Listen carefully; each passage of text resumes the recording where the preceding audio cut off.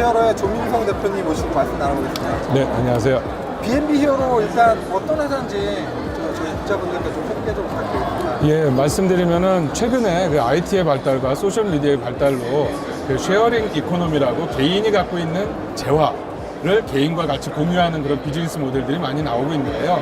그 중에 이제 저희는 공간, 숙소, 이러한 개인이 갖고 있는 공간을 필요로 하는 사람한테 빌려줌으로써 그것의 가치를 새로 생성시키는 그런 온라인 숙소 플랫폼입니다. 네. 미국에는 뭐 에어비앤비나 홈어웨이 같은 그런 회사가 있고요.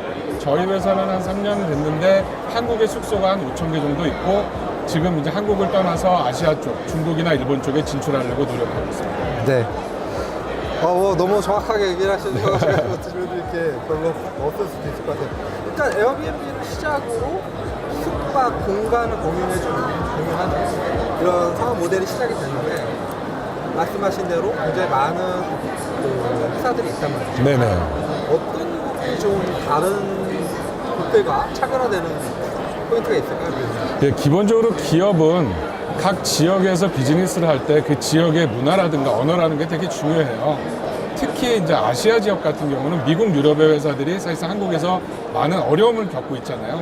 뭐 큰 회사들이지만 구글이나 네이버가 이렇게 한국의 언어와 문화 때문에 그 구글이 한국에서 잘 못하듯이 에어비앤비도 한국에 진출을 했는데 실질적으로 에어비앤비는 고객 서비스에 있어서 개인과 개인이 알아서 해야 돼요.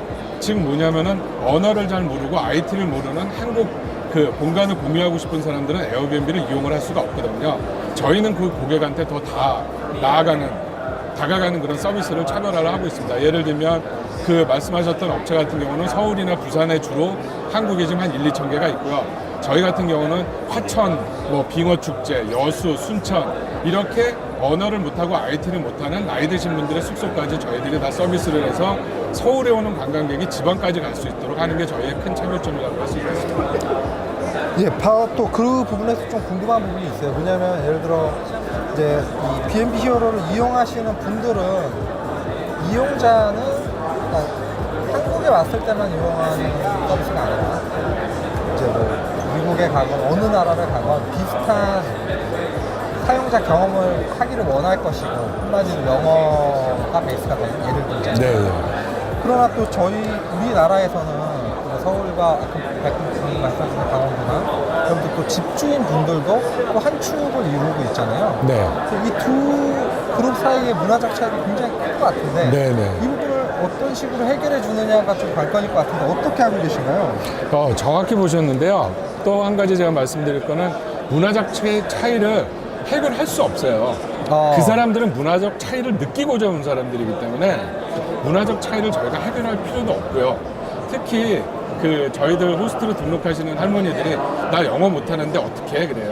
네. 그럼 할머니 영어 잘하실 필요 없어요. 무슨 철학적인 무슨 논의를 할 것도 아니고 그냥 바디랭귀지 표현하는 게 거기다가 한국인의 정은 전 세계 어떤 사람들보다 낫거든요. 그래서 그러한 문화적 차이를 한국에 와서 느끼고 싶은 사람들이 저희 같은 숙소를 이용을 하기 때문에 문화적 차이가 바로 그 경험입니다.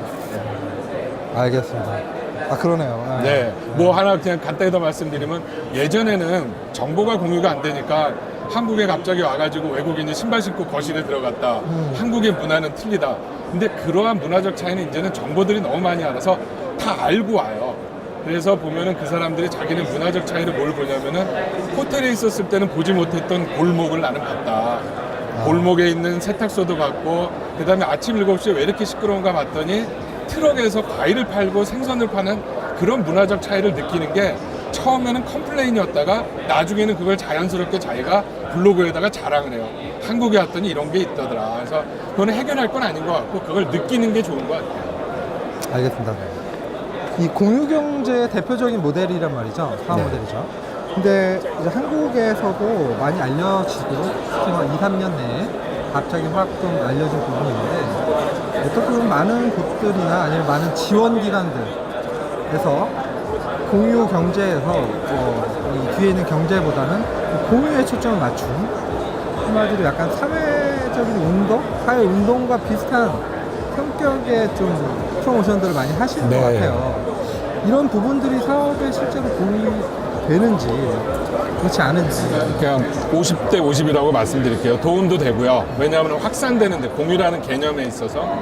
그래서 공유 경제하면은 둘 다 중요한 말 같아요. 공유도 중요하고 경제도 중요하고.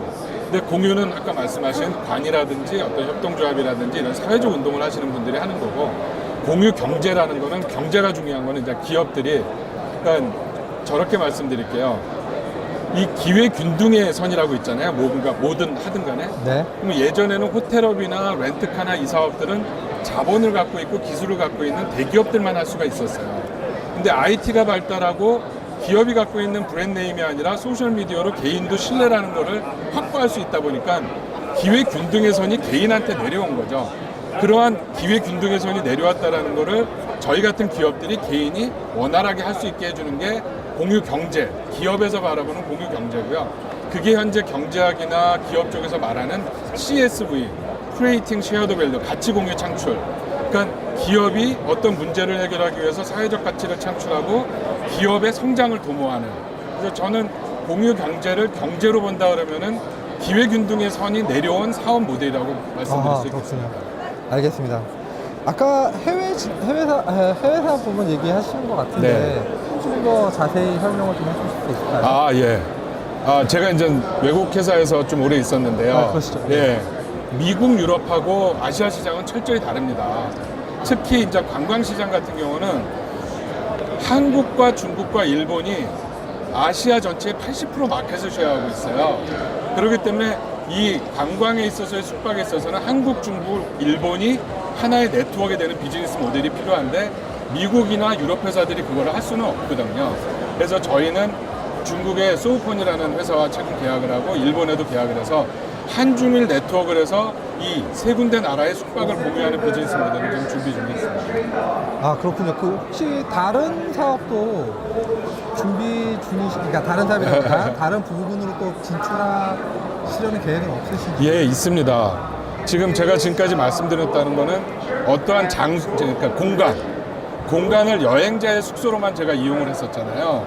근데 그 공간을 여행자의 숙소뿐만이 아니라 부동산 비즈니스로도 한번 지금 준비 중에 있어요. 그 이유는 뭐냐면은 우리나라 부동산 렌탈이라는 게 외국하고는 완전히 달라요. 전세, 월세, 거기다가 예를 들어서 한 3개월치 월세를 얻으려도 보증금이 1천만 원, 2천만 원. 미국이나 유럽하고 완전히 다르거든요. 그래서 근데 우리나라가 지금까지는 그러한 부동산 모델이었는데 현재 부동산이 이제는 장기적인 투자 관점에서의 매력도는 떨어지고 운용 수익이 중요해졌고요. 그 다음에 저금리 때문에 보증금이라는 게 이제 의미가 없어졌어요. 그렇죠. 그래서 수익률을 높이길 원하거든요. 근데 그러한 부동산에 외국인들이 정말 얻기 어려운 단기, 그러니까 어학생이라든지 아니면 단기 그 비즈니스 사업자라든지 3개월, 5개월 얻는 거를 저희가 지금까지 3년 동안 여행객을 했던 노하우로 부동산 임대관리회사 비즈니스를 지금 시작하고 있습니다. 근데 반응이 좋은 게 1, 2년 전만 해도 강남에 있는 원룸 갖고 있는 건물주들이 그런 거 안 해.